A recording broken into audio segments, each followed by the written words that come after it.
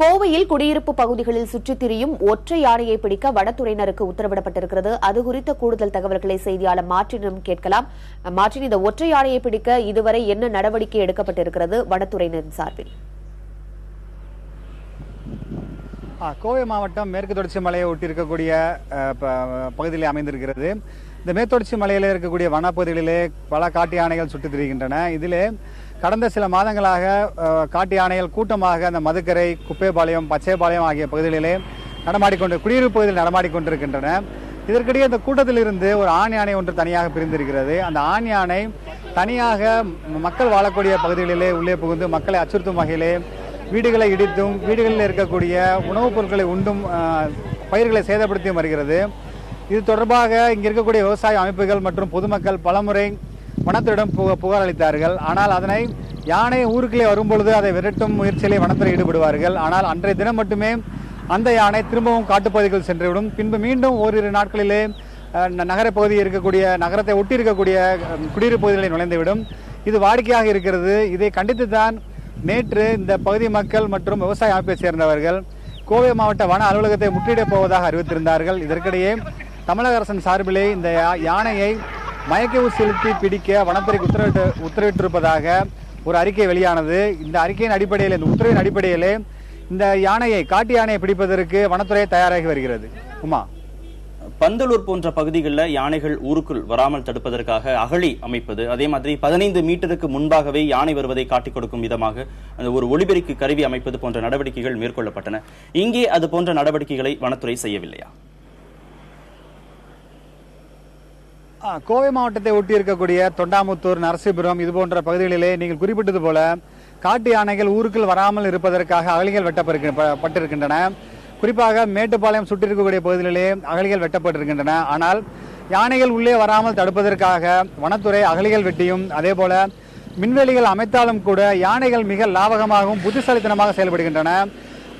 அகழிகள் வெட்டியிருந்தால் அதனை தனது காலால் யானைகள் மிதிச்சு அதை சரிசமமாக்கிவிட்டு பின்பு மீண்டும் அதை கடந்து ஊருக்குள் வந்து விடுகின்றன. அதே போல மின்வேலிகள் அமைத்திருக்கும் பட்சத்திலே யானைகள் அருகே இருக்கக்கூடிய ஒரு மரத்தை எடுத்து மின்வேலியை உடைத்து பின்பு உள்ளே நுழைகின்றன. இது போன்று பலவிதமான வகைகளிலே யானை உள்ளே புகுந்து விடுகின்றன.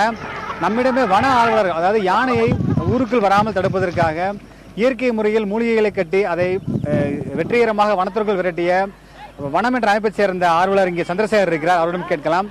தொடர்ச்சியாக வனத்துறை மற்றும் உங்களை போன்ற என்ஜிஓக்கள் பல முயற்சிகள் எடுத்துமே யானைகள் ஊருக்குள் வருவதை தடுக்க முடியவில்லை. அதுக்கு என்ன காரணம்?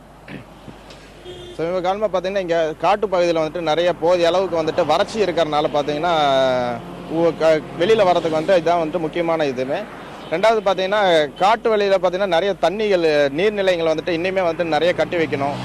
அப்புறம் அதுக்கு தேவையான ஃபுட்ஸ்ன்னு பார்த்தீங்கன்னாக்கா மூங்கில் அந்த மாதிரியான நிறைய ஃபுட் வகைகள் எல்லாம் வந்துட்டு வனத்துறை வந்து சார்பாக வந்துட்டு காட்டுக்குள்ளார வந்துட்டு பயிரிட்டாங்கனாக்கா கண்டிப்பாக வந்துட்டு யானைகள் வந்து ஊருக்குள்ள வரது ஓரளவுக்கு தடுத்து நிறுத்தலாங்க. யானைகள் பொதுவாக ஒரே இடத்துல இருந்து வாழக்கூடிய உயிரினம் கிடையாது அப்படின்ற பல ஆய்வுகள் சொல்லி வந்திருக்கு. இதற்கிடையே யானைகள் வழக்கமாக சென்று வரக்கூடிய பாதைகள்ல இருந்து எதற்காக வழித்தடம் மாறி நகரப்பகுதிகளில் உள்ள வருது? பொதுவாக வந்துட்டு யானைகள் வந்துட்டு எல்லா இடத்துலையுமே வந்து சுற்றி தெரியக்கூடியது, தன்னோட உணவுக்கோசரம் வந்துட்டு வெளியில் போகக்கூடியதான். இப்போ பார்த்தீங்கன்னா நிறைய ஆக்கிரமிப்புகள் வந்துட்டு நிறைய வந்துடுச்சுங்க. இப்போ பொதுவாக பார்த்தீங்கன்னா ரிசர்வ் ஃபாரஸ்ட் ஒட்டி வந்துட்டு நிறைய கல்லூரிகள், தியான நிலங்கள்னு சொல்லிட்டு நிறைய எண்ணங்கள் வந்துட்டு வந்தனால பார்த்தீங்கன்னா அதனோட பொதுவான உணவு தேடி வந்துட்டு ஊருக்குள்ளார் வந்துட்டு இருக்குதுங்க. இந்த ஒற்றை யானை எப்படி தன் கூட்டத்தில் இருந்து பிரிஞ்சு வெளியே வந்தது? அதை நீங்கள் விரட்ட முயற்சி எடுத்திருக்கீங்களா? கண்டிப்பாங்க. இந்த ஒற்றை யானைங்க பார்த்தீங்கன்னாக்கா இது வந்துட்டு ஆண் யானை. பொதுவாக வந்துட்டு ஒரு கூட்டத்தில் வந்துட்டு பெரும்பாலும் நிறைய பெண் யானைகள் இருக்கும். ஒரு ஆண் யானை இருந்துச்சுன்னா தன்னோட பருவுக்கு வந்ததுக்கு அப்புறமா அந்த யானையை வந்துட்டு தன்னோட கூட்டத்திலிருந்து பிரிச்சு வைக்கும். அந்த ஒற்றை யானை அப்படிங்கிறது ஆண் யானைன்னு பார்த்தீங்கன்னா தனக்குன்னு சொல்லிட்டு ஒரு குறிப்பிட்ட ஒரு சரௌண்டிங் கிலோமீட்டர் வந்துட்டு அதை எடுத்து வச்சுக்கும். இன்னைக்கு இருக்கிற காலகட்டத்தில் பார்த்தீங்கன்னா அந்த யானைக்கு வந்துட்டு போதிய அளவுக்கு வந்துட்டு சரௌண்டிங் கிலோமீட்டர்ஸ் வந்து கிடைக்கிறது கிடையாதுங்க. இப்போ இந்த யானையானது இந்த இயல்பா மனிதர்கள் சாப்பிடக்கூடிய அரிசி, உப்பு போன்ற பொருளை வந்து வீடுகளை உடைச்சி சாப்பிட்றத நம்ம வந்து பார்த்துருக்கோம். இது எதனால இந்த பழக்கவழக்கம், உணவு பழக்கவழக்கம் எப்படி இந்த மாறியது? பொதுவாக மனிதர்களே பார்த்தீங்கன்னா இப்போ கம்பு, ராகி, சோளம் எல்லாமே விட்டு போட்டு பண்ணோம். பிஸா, பர்கர், நான் சொல்லிட்டு எல்லாமே போயிட்டோம். சேம் அதே மாதிரி தான் வந்துட்டு இப்போ பார்த்தீங்கன்னா யானைகளும் அதே தான். தனக்கு வந்துட்டு உள்ளுக்குள்ளார வந்து பச்சையிலையும் மட்டுமே சாப்பிட்டுட்டு இருக்கிற யானைகளுக்கு வந்துட்டுங்க நம்ம வீட்டு பக்கத்தில் எல்லாமே வந்துட்டு உப்பு வந்துட்டு அதிகமாக யானைகள் வந்துட்டு நல்லா விரும்பி சாப்பிடும்.